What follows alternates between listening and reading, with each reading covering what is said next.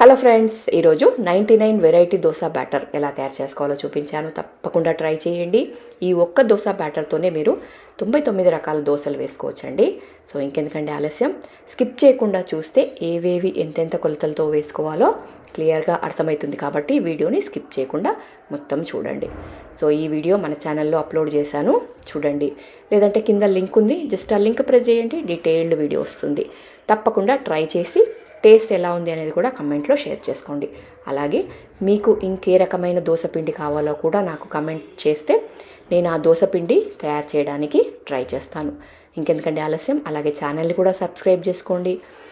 మరిన్ని వెరైటీ రుచులు చూడాలి అంటే ఛానల్ సబ్స్క్రైబ్ చేసుకొని రెగ్యులర్గా చూస్తూ ఉంటే మన ఛానల్లో ఇలాంటి రకరకాల వెరైటీస్ రెగ్యులర్గా నేను పోస్ట్ చేస్తాను. కాబట్టి రోజు హ్యాపీగా ఏదో ఒక వెరైటీ మీరు చేసుకోవచ్చు.